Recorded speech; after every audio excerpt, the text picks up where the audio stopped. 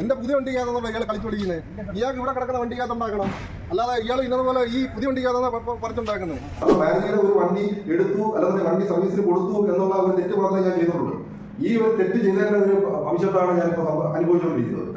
പക്ഷേ എല്ലാ കടമ്പകളും കടന്ന് ആപ്ലിക്കേഷൻസ് ഒക്കെ എടുത്തു നോക്കുമ്പോഴാണ് ഈ പരാതി കൊടുത്തിരിക്കുന്നത് ഈ സാരഥിയുടെ ഈ കൃത്യത്തിന് നേതൃത്വം കൊടുത്ത ആൾക്കാരാണ്.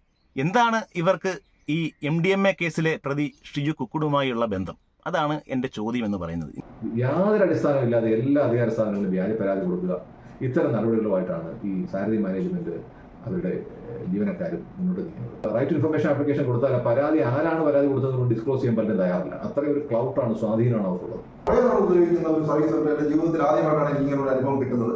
ആരും ഒരു കാരണവശാലും സാരഥി പനച്ചോളയിലുള്ള സാരഥിയിൽ ഒരു കാരണവശാലും ഇവിടെ ഉണ്ടാകുന്ന പേടി, രാഷ്ട്രീയ പിടിപാടുകൾ പേടി ഒരുപാട് പേര്. കാരണം ഈ ചാനൽ ഈ ഇദ്ദേഹത്തിന് തന്നെ രാഷ്ട്രീയക്കാരിൽ നിന്നും പല രാഷ്ട്രീയക്കാരിൽ നിന്നും ഭീഷണി ഉണ്ടായിട്ടുണ്ട്. നിങ്ങൾക്കൊരു ഉത്തരവാദിത്തമായിട്ട് നിങ്ങൾക്കൊരു സ്ഥാപനം നടത്തുന്നില്ല. ഇവിടെ ഒരു ഉത്തരവാദിത്തമായിട്ട് ഒരു വണ്ടി ഇവിടെ കൊണ്ടുത്തരുമ്പോൾ നിങ്ങൾ അതിൻ്റെതായ രീതിയിൽ ഇത് ചെയ്യണം, സർവീസ് ചെയ്യണം. ഞാൻ ഇവിടെ പെയിന്റ് അടിക്കാനല്ലേ കൊണ്ടുതന്നു.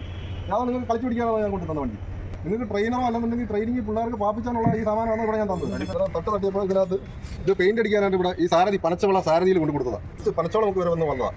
അതിനകത്ത് ഇവിടുത്തെ ട്രെയിനിൽ പിള്ളേരെ പഠിപ്പിച്ചുകൊണ്ടിരിക്കും.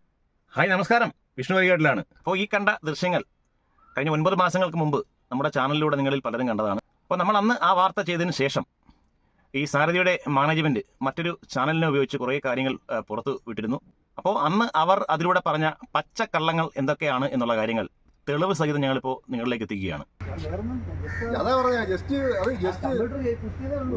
അപ്പോൾ ഈ കണ്ട ദൃശ്യത്തിൽ സർവീസ് മാനേജറായ ആനന്ദ് തന്നെ സമ്മതിക്കുന്നുണ്ട്, ഞാൻ ജസ്റ്റ് ഇതിൽ ആ സിസ്റ്റം ഒന്ന് ഘടിപ്പിച്ചതേ ഉള്ളൂ എന്നുള്ള കാര്യം.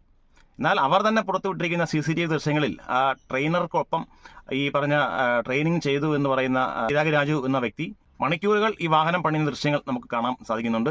അതുപോലെ തന്നെ ആ വാഹനത്തിന്റെ എഞ്ചിൻ സംബന്ധമായ ചില ഇളക്കി മാറ്റിയ ഭാഗങ്ങൾ തിരിച്ചു വെച്ച് മുറുക്കുന്ന ദൃശ്യങ്ങൾ നമുക്ക് കാണാം. ഈ ദൃശ്യങ്ങൾ അവിടെ ഈ വാഹനത്തിന്റെ ഉടമസ്ഥൻ അഖിൽ ജയപാലൻ തന്നെ അവിടെ വെച്ച് പകർത്തിയ ദൃശ്യങ്ങളാണ് ഇപ്പോൾ നിങ്ങൾ ഈ കണ്ടുകൊണ്ടിരിക്കുന്നത്. സത്യത്തിൽ എന്താണ് സംഭവിച്ചത്? ശരിക്കും നിങ്ങൾ ഈ വാഹനത്തിന്റെ എഞ്ചിൻ അടിച്ചോ? ഒരിക്കലുമില്ല. നമ്മളിവിടെ വരുന്ന വാഹനത്തിന്റെ എഞ്ചിൻ അടിക്കേണ്ട കാര്യമില്ലല്ലോ. അപ്പോൾ ആനന്ദ് സാറ് പറഞ്ഞു കേട്ടല്ലോ, ഇവിടെ വരുന്ന വാഹനങ്ങളുടെ എഞ്ചിൻ അടിക്കേണ്ട കാര്യമൊന്നും നമുക്കില്ല. ഇനി അങ്ങനെ എഞ്ചിൻ പണി സംബന്ധമായി ഏതെങ്കിലും വാഹനങ്ങൾ വന്നാൽ പോലും ഇവർ ഇനി ഇവിടെ എഞ്ചിൻ അടിച്ച് പണിയാൻ സാധ്യതയില്ല എന്നാണ് അദ്ദേഹത്തിന്റെ വാക്കുകളിൽ നിന്ന് എനിക്ക് മനസ്സിലാവുന്നത്. ഏതൊരു വാഹനവും സർവീസ് സെന്ററിൽ വന്നു കഴിഞ്ഞാൽ അതിന്റെ ജനറൽ ആയിട്ടുള്ള ചെക്കപ്പുകൾ നടത്താറുണ്ട്. അതുകൊണ്ടാണ് സർവീസ് സെന്ററിൽ വാഹനം കൊണ്ടുവരുന്നത്. അതുപോലെ മാനേജർ ഇപ്പോൾ പറഞ്ഞ കാര്യം, ഈ സർവീസ് സെന്ററിൽ വരുന്ന എല്ലാ വാഹനങ്ങളും ചെക്കപ്പ് കഴിഞ്ഞേ പുറത്ത് വിടത്തുള്ളൂ എന്നുള്ള കാര്യം. എന്തായാലും അത് വിശ്വസിക്കാൻ അല്പം ബുദ്ധിമുട്ടുണ്ട്. കാര്യം ഒരു ഷോറൂമിലും അങ്ങനെ ഒരു സംഭവമുള്ള എനിക്കറിയില്ല. ഇനി പുതിയ നിയമം വല്ലതും വന്നൊന്നും എനിക്കറിയില്ല. എന്തായാലും എനിക്ക് നിങ്ങൾ ചോദിക്കാനുള്ളത്, ഒരു 2 രൂപയുടെയെങ്കിലും ഒരു നട്ടോ ബോൾട്ടോ മാറിയാൽ പോലും വിത്ത് GST